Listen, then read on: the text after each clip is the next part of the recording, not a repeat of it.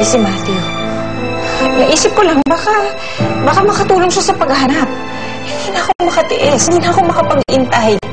Gusto ko na makita ang anak ko. Anak niyo ni Levi si Matthew. Hindi nga akong tunay niyang ama, pero hindi ko siya tinratong iba. Rachel, alam mo yan. Alam lahat gagawin ko para sa kanya.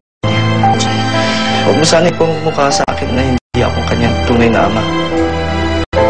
Dahil pakiramdam ko sa sarili ko. Anak ko rin siya. Mahal na mahal ko kayo. Kayong dalawa ni Matthew. Pero lagi mo na lang pinapaalala sa akin na kahit kasal tayo, kahit mag-asawa tayo, hindi pa rin ang kasali sa pamilya niya.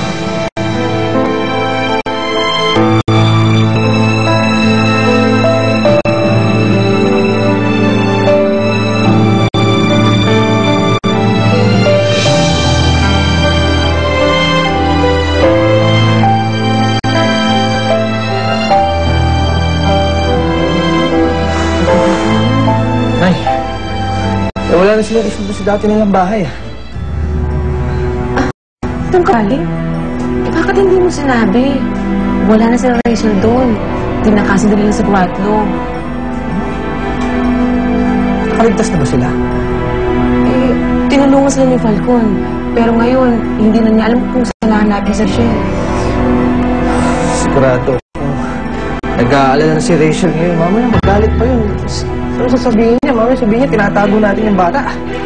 Aba, totoo nga sinasabi ni Joanna. Baliw ka pa sa ex mo.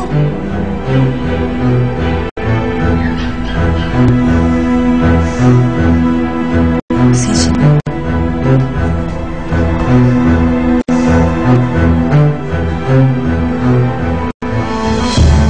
Hindi ko naman sinasadya yun eh.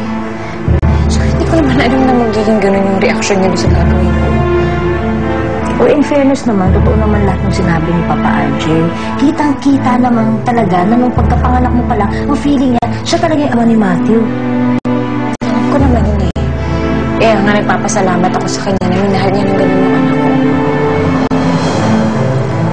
Alam mo, hindi talaga maiwasan sa mga ganyan sitwasyon.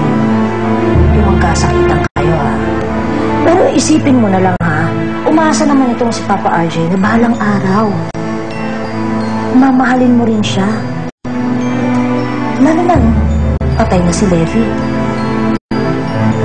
Pero nga, anong nalaman naman na hindi naman pala totoo yun?